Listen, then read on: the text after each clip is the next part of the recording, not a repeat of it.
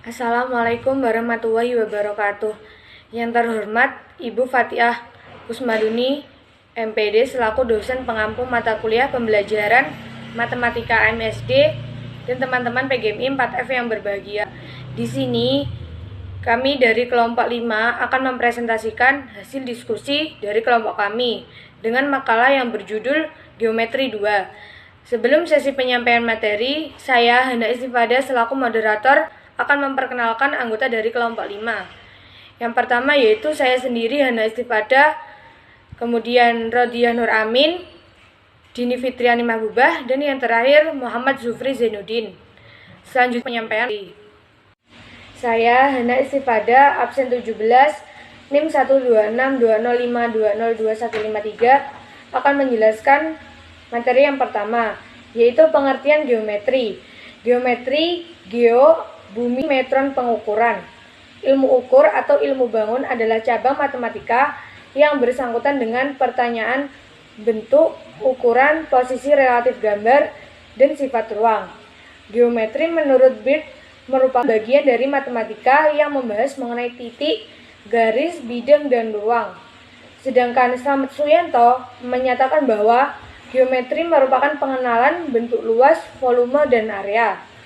Dari beberapa pengertian di atas, dapat ditarik kesimpulan bahwa geometri merupakan suatu ilmu di dalam sistem matematika yang di dalamnya mempelajari garis, ruang, volume yang bersifat abstrak dan berkaitan satu sama lain. Mempunyai garis dan titik sehingga menjadi sebuah simbol seperti bentuk persegi, segitiga, lingkaran, dan lain-lain. Saya Rodiah Nur Amin, absen 18, akan menjelaskan materi yang selanjutnya, yaitu volume bangun ruang. Yang pertama adalah bangun ruang kubus. Komponen untuk mencari volume bangun ruang kubus yang diperlukan adalah panjang dari sisi kubus tersebut.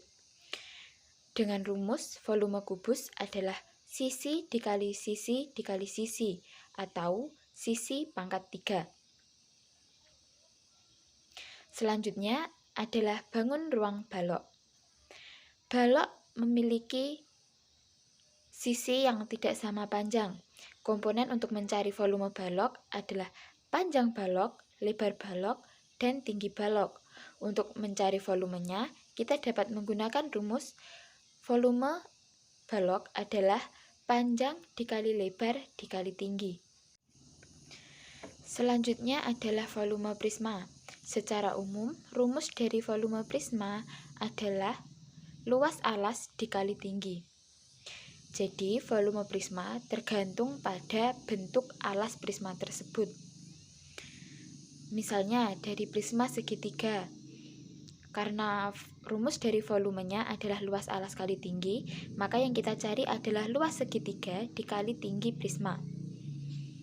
Luas segitiga dapat kita jabarkan lagi menjadi setengah alas kali tinggi, sehingga volume prisma dapat diubah menjadi setengah alas kali tinggi prisma. Salah satu contoh lagi adalah prisma segi 5. Rumus dari volumenya adalah luas alas kali tinggi.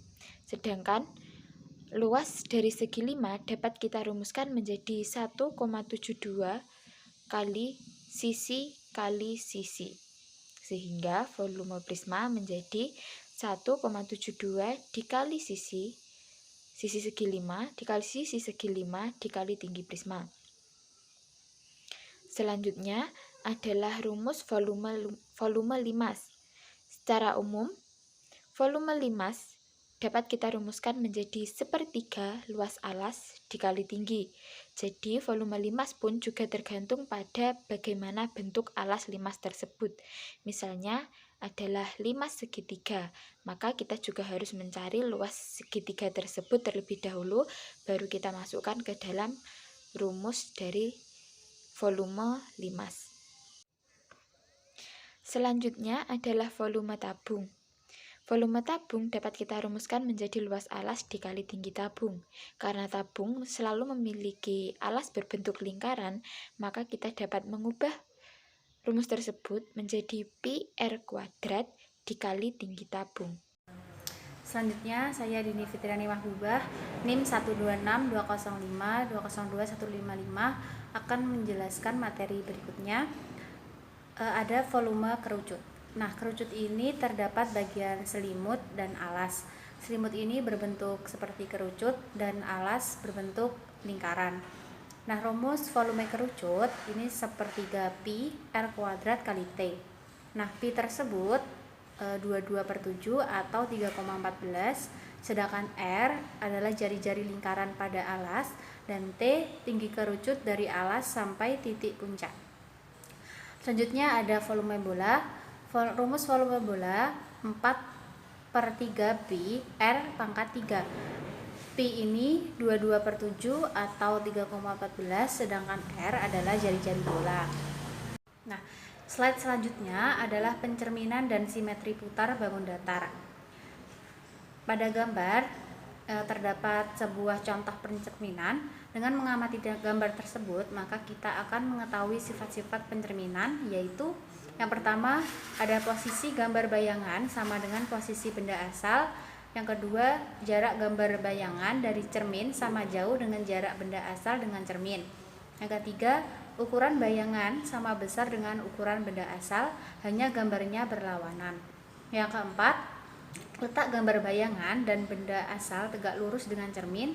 Yang kelima, dalam melakukan proses pencerminan, ada titik-titik yang tetap atau tidak berubah letaknya disebut titik invarian, yaitu titik-titik yang terletak pada garis cermin.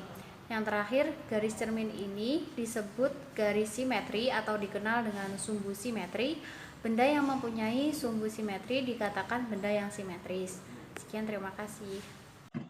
Saya Muhammad Sufri Zainuddin, NIM 12620520157 akan melanjutkan materi berikutnya, yaitu simetri. Simetri adalah bagian kiri sama dengan bagian kanan. Jika kedua bagian dirapatkan, maka keduanya akan tepat berhimpitan satu sama lain. Lalu yang kedua yaitu simetri lipat. Simetri lipat adalah suatu bangun datar yang apabila dilipat bagian kiri tempat berhimpit dengan bagian kanan. Garis S disebut sumbu simetri lipat atau sumbu simetri. Kata-kata lain untuk simetri lipat ialah simetri garis, sumbu simetri, dan simetri cermin. Lalu ada simetri putar atau rotasi. Simetri putar adalah putaran pada suatu bangun datar sampai dengan satu kali putaran penuh, 360 derajat, pada pusat simetri sehingga kembali pada bingkainya, seperti semula.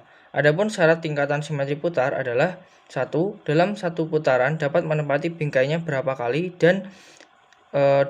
Titik pusat putarannya tertentu. Sekian presentasi dari kelompok kami. Ada kurang lebihnya kami mohon maaf. Wallahul muwaffiq ila aqwamit thoriq. Wassalamualaikum warahmatullahi wabarakatuh.